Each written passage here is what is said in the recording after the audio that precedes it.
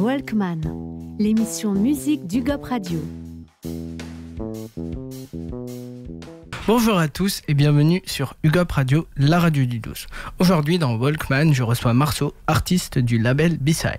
Ensemble, nous allons explorer son parcours, ses inspirations musicales et parler de ses actualités. Bonjour Marceau, merci d'avoir accepté notre invitation. Bonjour, merci beaucoup de m'avoir invité. Merci à toi, merci d'être venu parmi nous.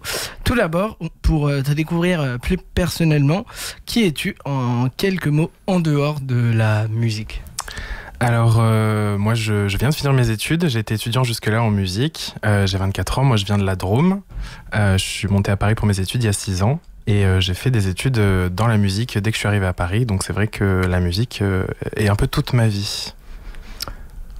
Pour commencer, petite question simple. Tu te définis comment en tant qu'artiste ? C'est une question qui est très large et assez complexe. Moi, j'aurais tendance à dire que je suis un artiste pop. J'ai grandi avec les plus grandes pop stars féminines dans mes oreilles. J'ai été largement inspiré par toutes ces femmes très fortes et très talentueuses. Et c'est vrai que du coup, j'ai grandi avec cette définition-là de la pop, de la musique, du populaire. Et je pense que c'est énormément ce qui me définit aujourd'hui. Et dans le milieu musical, comment te décrivent les autres artistes du label B-Side par exemple ? Alors, j'avoue que je ne sais pas trop. Je pense qu'il dirait un peu la même chose. Un artiste pop très référencé, aux multiples influences, je pense, quelque chose comme ça. Depuis combien de temps fais-tu de la musique et qu'est-ce qui t'a donné envie de te lancer ? Alors moi je fais de la musique depuis que je suis tout petit. J'ai enchaîné 10 ans de solfège, 5 ans de cours de chant, de hautbois, de guitare. Et en fait, ce qui m'a donné envie de faire de la musique, ça a commencé très petit. C'était quand j'avais vu à la télé l'artiste Mathieu Chédid, M. Mes parents avaient acheté le DVD d'un de ses concerts et ils l'avaient passé un jour et je suis tombé amoureux de ce personnage coloré qui arrivait à mettre en transe une foule avec une seule corde de guitare. Je trouvais ça assez fou et depuis, j'ai plus envie de quitter cette envie de faire de la musique. Quand tu composes ou que tu montes sur scène, qu'est-ce que tu ressens ? Quelles émotions te traversent à ce moment-là ? Alors, la composition, c'est très personnel, très introspectif. J'avoue que quand j'écris, que je compose, c'est vraiment parce que j'ai envie de chanter des choses que j'arriverais pas à me dire à haute voix. Donc, c'est quelque chose de très thérapeutique. C'est une sorte de thérapie personnelle avec l'envie de la rendre universelle pour que ça parle à beaucoup de gens. Le sentiment est totalement différent quand je suis sur scène. C'est vrai que quand je joue de la musique, quand je chante devant un public, il y a cette euphorie, il y a cette envie de me prouver, de montrer ce que je sais faire. Et on n'est plus du tout dans l'introspection, au contraire, on est dans l'extraspection, si ça peut se dire. On est là pour s'éclater et voilà. Tu as sorti ton nouvel EP Jim le 18 juin. Si tu dois le résumer en une seule phrase, ça serait laquelle ? J'aurais tendance à dire merci Jim pour tout l'amour que tu ne m'as pas donné. Et merci. Et plus en profondeur ? C'est un EP, encore une fois, très introspectif. Il a beau s'appeler Jim, il a beau être inspiré d'une personne en particulier, il parle surtout de moi, en fait. Il parle surtout de comment j'ai traversé toutes les émotions qui me sont venues. Il parle aussi surtout de l'image que je me suis créée de cette personne et comment moi, je me suis engouffré tout seul dans ce bazar. Et donc, c'est vraiment plus un EP personnel, introspectif, plutôt qu'un EP dédié à cette personne. Est-ce que tu voulais passer un message à travers cette EP ? J'avais envie que les gens comprennent que parfois on contrôle pas nos émotions et qu'on est obligé de faire avec et qu'il faut pas se sentir pathétique, il faut pas se sentir trop bête de les avoir ressentis, même si ça part de quelque chose qui est très personnel et que c'est nous-mêmes qui nous sommes foutus dans ce bazar. C'est des choses qui sont là et qu'on peut pas nier et il faut savoir les process, les intégrer à soi-même, faire avec et prendre son temps pour grandir, pour guérir et voilà, et j'avais envie que les gens se ressentent là-dedans aussi parce que je sais que beaucoup passent par ces émotions-là, beaucoup vivent ce genre d'expérience et c'est surtout ça ce message, c'est qu'on est tous ensemble dans la même galère. Si je me trompe pas, c'est ton deuxième EP. Exactement. Lequel te rend le plus fier? Alors, les deux, ce serait affreux de choisir un des deux parce que je les aime tout autant. Le premier, c'est vrai que je l'ai pas construit dans l'optique de faire un EP. C'était vraiment, je faisais des chansons et je me suis rendu compte que j'en avais assez pour faire un EP. Et c'était aussi un moyen pour moi de sortir des chansons sur les plateformes pour avoir une vitrine et pouvoir envoyer à des professionnels, pouvoir déjà avoir des choses à promouvoir. Ce deuxième EP, il n'était pas du tout prévu à la base. Il est arrivé comme ça il y a 2 mois. Et lui, j'en suis aussi particulièrement fier parce que je l'ai fait en 1 semaine. Je me suis lancé un challenge où je me suis dit, bon, ben, t'as composé et écrit ces chansons-là en quelques jours. Va jusqu'au bout du délire et fais-les, arrange-les, produis-les. Et si elles te plaisent, bah, tu les sortiras dans la foulée. Comme ça, elles sortent chaud du four et il y a encore l'intensité des émotions plutôt que de les faire patienter dans un tiroir pendant 2 ans. Donc, ils sont tous les deux particuliers à leur manière. Le premier, j'en resterai fier toute ma vie parce que c'est les premières chansons que j'ai faites et je les ai faites tout seul avec le peu de connaissances que j'avais concernant le mixage, les arrangements. Celui-là, j'ai pu entre-temps me parfaire un peu mieux et donc l'expérience a été différente, ce qui fait que j'en suis autant fier. Est-ce que ça a une particularité différente, ce deuxième EP, surtout qu'en plus c'est plus intime, plus sur ta vie personnelle, sur une personne? C'est le premier EP, il reste quand même assez personnel. Il parle peut-être de sujets plus sociaux, plus globaux. Je sais pas si on dit un des deux. C'est des sujets peut-être plus universels, moins axés sur un sujet en particulier. Voilà, Jim, il a toute une trame, tout un storytelling qui parle d'une seule personne, qui parle de plusieurs émotions qui sont centrées sur l'amour. Le premier EP, il y a un peu de tout. Donc effectivement, la vision, la perspective n'est pas la même. Ça a été en tout cas 2 façons d'écrire totalement différentes, des émotions totalement différentes à ressentir.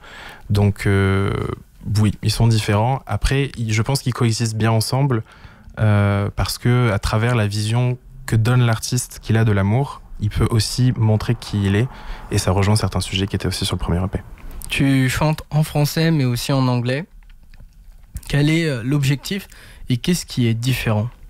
Alors, moi j'ai commencé à écrire en anglais. J'écrivais en anglais parce qu'il y a un certain bouclier. C'est vrai que mon premier public, ça a été ma famille, mes parents.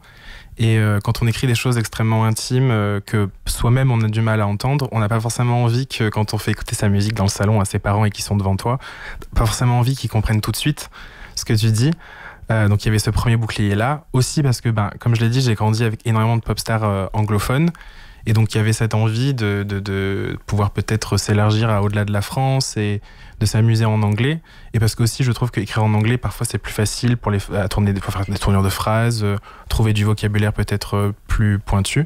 Et puis on m'a très vite fait remarquer que je chantais bien en français et que si je voulais passer en France, il fallait que ce soit un minimum en français aussi pour le quota radio.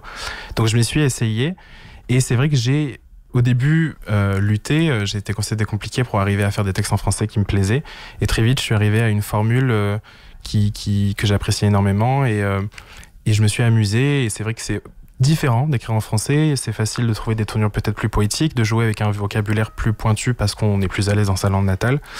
Et donc aujourd'hui j'aime beaucoup expérimenter dans les deux, j'aime beaucoup alterner entre les deux, je trouve qu'elles expriment des choses totalement différentes de par leur sonorité, donc c'est toujours très intéressant. Justement, entre l'anglais et le français, sur ton processus de création, est-ce que le processus est fait de la même manière? Est-ce que tu abordes la création différemment? Alors j'aborde la création différemment, ça c'est clair. C'est vrai que quand je fais des textes en français, j'aurais tendance parfois au début, les premiers brouillons de mes textes, ils auraient tendance à être trop longs, à faire des phrases trop longues, à vouloir trop expliquer les choses, parce que je trouve que maîtriser le poétique en français, maîtriser les métaphores, maîtriser les sous-entendus est parfois un peu plus compliqué qu'en anglais, parce qu'en anglais c'est plus facile de raccourcir les phrases, c'est plus facile de jouer peut-être avec les mots. Donc le processus est totalement différent. En anglais, il y aura aussi peut-être ce sentiment d'être un peu plus direct et radiophonique, alors qu'en français, on aura toujours l'impression peut-être de faire des textes un peu alambiqués, un peu trop spéciaux. Mais oui, donc le processus est totalement différent, mais totalement agréable aussi pour les deux. Si tu pouvais revenir en arrière, oui. Y a-t-il quelque chose que tu ferais différemment dans ton parcours ? Alors je pense que je reviendrai très en arrière et je ne bâclerai pas et ne prendrai pas aussi à la légère les cours de solfège que j'ai pu recevoir quand j'étais ado et enfant. C'est vrai que c'est des choses, on se rend pas compte de l'importance du solfège. Quand on se dit qu'on va faire de la musique radiophonique, pop, on se dit peut-être que le solfège va moins nous servir, alors qu'au final, si on a, pour une personne comme moi qui produit, arrange, crée ma propre musique, c'est toujours au final très utile. Et c'est quelque chose que j'aurais pas dû autant bâcler, je pense. Aujourd'hui encore, il y a des notions qui me manquent. Donc je pense que je reviendrai surtout là-dessus. Après, il y a toujours, on n'est jamais satisfait de la musique qu'on sort de toute façon. Il y a toujours, quand on la réécoute, il y a toujours des choses où on se dit ah, j'aurais fait ça peut-être un peu différemment. Surtout quand, comme moi, on évolue encore et on apprend encore énormément sur les façons de mixer et d'arranger, vu que je fais mes propres arrangements et mix. Donc oui, il y aura toujours quelque chose à redire et il y aura toujours quelque chose qu'on aurait envie de faire différemment.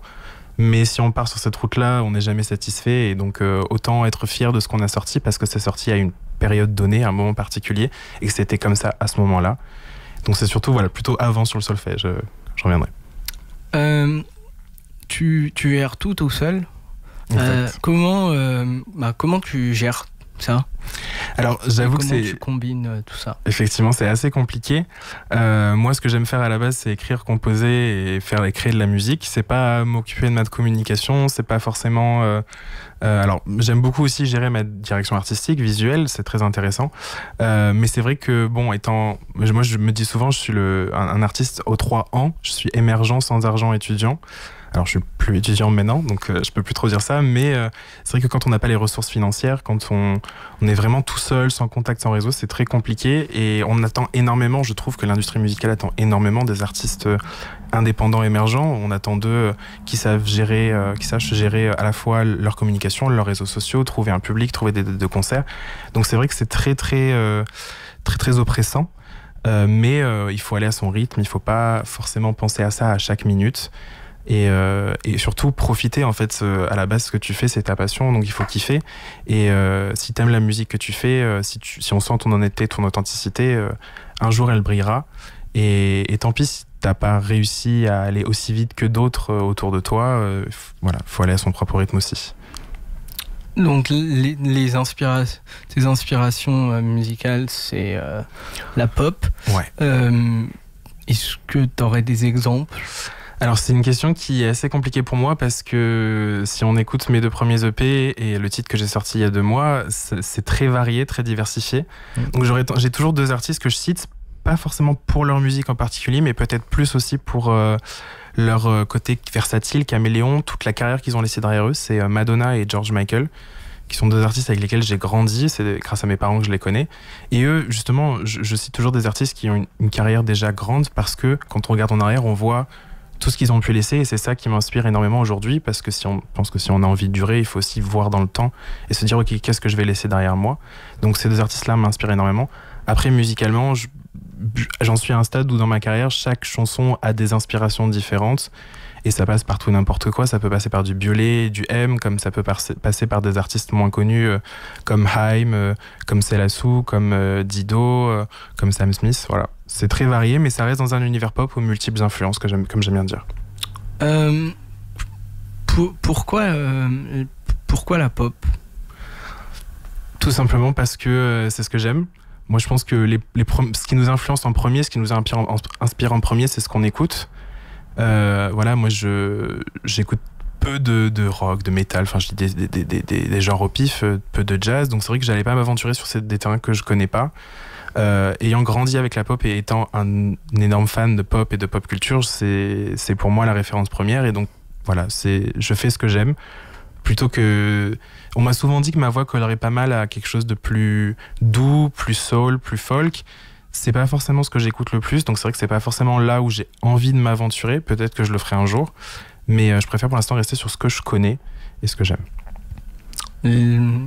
Si après cette discussion et si tu regardes ton parcours jusqu'ici, quel regard portes-tu là-dessus? Qu'est-ce que tu retiens? Sur cette discussion, enfin, sur tout ce que j'ai laissé jusque-là, pour l'instant, je suis assez fier de moi.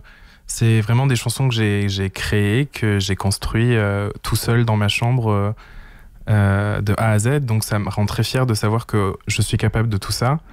Et je suis très content de pouvoir en parler comme ça en interview, de pouvoir le mettre en avant. J'ai envie de donner de la force à tous les artistes émergents et indépendants qui débutent aujourd'hui. C'est très compliqué. C'est une industrie qui est très cruelle, très saturée aussi. Et il ne faut pas baisser les bras.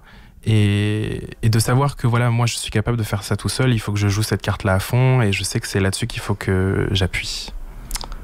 Si tu pouvais choisir un ou une artiste pour un feat rêvé, ça serait qui et pourquoi ? Alors cette question est giga compliquée à chaque fois, je ne sais pas. J'avoue que j'aimerais beaucoup un feat avec Lana Del Rey, plutôt pour son style et de pouvoir collaborer avec elle sur l'écriture. J'aimerais beaucoup aussi voir le processus de création de Mylène Farmer. Étant un très grand fan de Mylène Farmer, ce serait, je pense, très intéressant. Et puis après, c'est vrai que j'aurais très envie, vocalement, j'aurais tendance à vouloir mélanger peut-être ma voix avec... je ne sais pas trop. J'aimerais beaucoup faire un feat avec Britney Spears en vrai. Elle fait plus de musique aujourd'hui, mais pour le kiff, ce serait trop cool. Voilà, vraiment dans un univers encore très pop, bosser avec les pop stars qui me font rêver, ce serait trop cool de voir leur processus de création. Et aujourd'hui, quels sont tes prochains projets ? Un album à venir, des dates à annoncer ? Alors effectivement, je joue en fin d'année. J'ai 2 dates de concert pour l'instant de prévues. J'espère qu'il y en aura d'autres qui arriveront. Je joue au B-Side Festival donc le 10 octobre à 20h à la Péniche Antipode. Je joue le 15 octobre à la Nuit étudiante à l'Hôtel de Ville de Paris, entrée gratuite sur billet, donc n'hésitez pas à venir.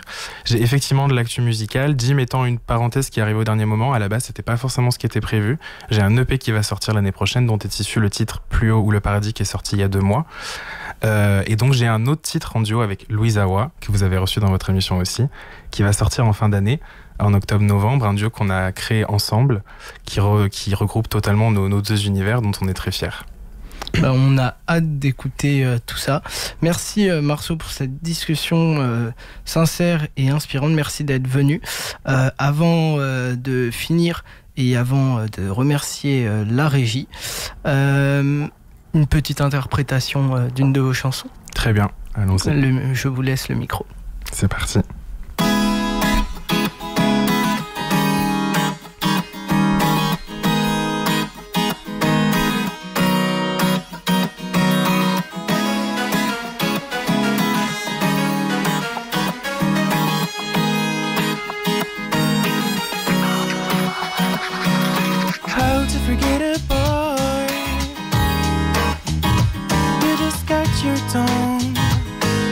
To the dark, how to forget a boy? To just stick a fork in your eyeballs. Do I know how to forget a boy? To just strip your nail off and flip it to the violence. How to forget a boy?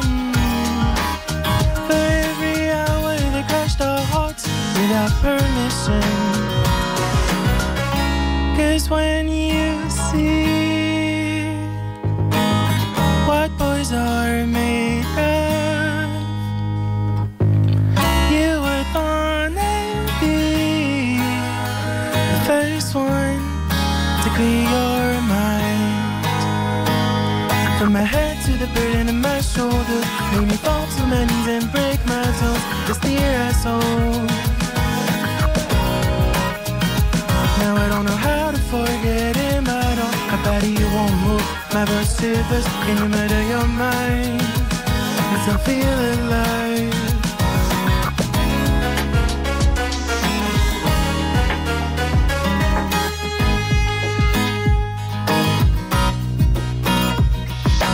How to forget a boy? Stop racing a man against the wind. How to forget a boy? He doesn't want me, but I know he needs me.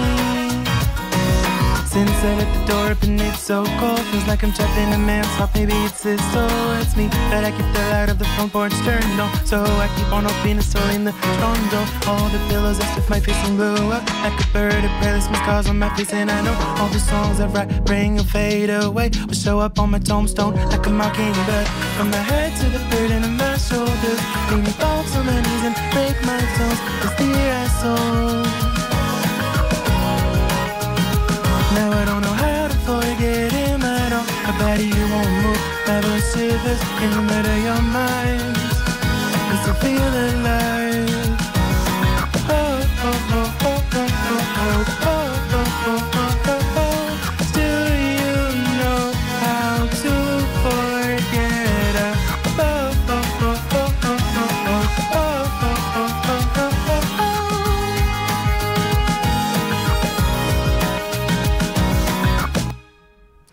Ben, merci beaucoup Marceau une Merci nouvelle à fois. vous. Merci à la régie pour le son et la vidéo. Merci à vous, auditeurs et auditrices, de nous avoir écoutés. N'hésitez pas à nous suivre sur les réseaux sociaux et à très bientôt sur UGOP Radio, la radio du 12. À bientôt.